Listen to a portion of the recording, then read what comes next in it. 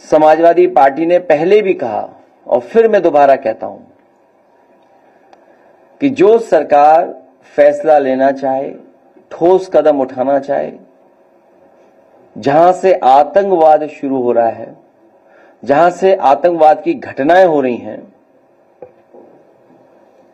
उन्हें खत्म करने के लिए और जड़ से समाप्त करने के लिए, आतंकवाद को जड़ से खत्म करने के लिए जो सरकार फैसला लेना चाहे, सरकार के साथ समाजवादी पार्टी है। जिस समय जड़ पे हमला होगा, ये जो टहनियां दिखाई दे रही हैं वो अपने आप सब समाप्त हो जाएंगी। और सीमा की सुरक्षा के लिए हमेशा सजग रहना पड़ेगा। सजग रहते हुए ही सीमा की सुरक्षा हो सकती है और कोई भी चूक की गुंजाइश नहीं हो सकती। हमारी सीमा की सुरक्षा को लेकर के, भारत की सुरक्षा को लेकर के कोई चूक कोई स्वीकार नहीं कर सकता है। हमें अपनी सेना पर, हमें अपनी आर्म्ड फोर्सेस पर पूरा भरोसा है। यही फोर्स है जो सीमा पर हमारे देश की रक्षा कर रही है और उन्हीं की वजह से आज हम सुरक्षित हैं। आज हम इस हॉल में बैठ पा रहे हैं या हम सुरक्षित माहौल में रह पा रहे हैं। अभी ऑल पार्टी मीटिंग का होना फिर तय हुआ है।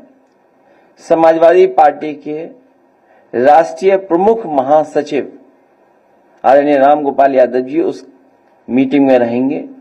जो हमारी पार्टी से सुझाव होगा वो सुझाव जरूर हम लोग देंगे और सुझाव यहां तक देंगे क्योंकि कुछ लोग कहते थे कि अब नए तरह का युद्ध है, इसमें फौज की जरूरत नहीं पड़ेगी और उसका परिणाम यह हुआ था कि अग्निवीर जैसी व्यवस्था लागू हुई थी जो अस्थाई है, स्थायी नहीं है। जो अग्निवीर व्यवस्था है वो अस्थाई है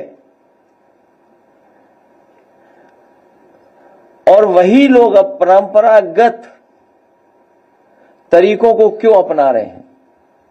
इसलिए जो कुछ सुझाव होंगे हम लोग ऑल पार्टी मीटिंग में राष्ट्रीय प्रमुख महासचिव जी के माध्यम से भेज देंगे।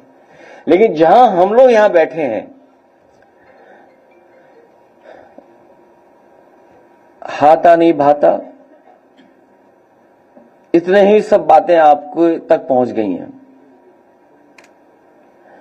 पॉलिटिकल है वो फैसला, मोटिवेटेड है और क्योंकि आप विरोधी हैं, आपसे उन्हें पॉलिटिकल लगता है कि ये हमें पॉलिटिकली कमजोर कर सकते हैं, इसीलिए सब पॉलिटिकल कार्रवाई हो रही है। अगर निष्पक्ष कार्रवाई होती तो शायद हम यहां जितने लोग बैठे प्रेस में नहीं बैठते, ना आपसे बातें कर रहे होते। उन्हें हाथा नहीं भाता, तिलक नहीं लुभाता।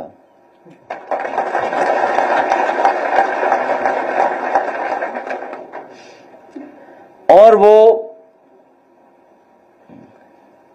ओसीएम है, आउटगोइंग सीएम, इसलिए अन्याय ज्यादा हो रहा है।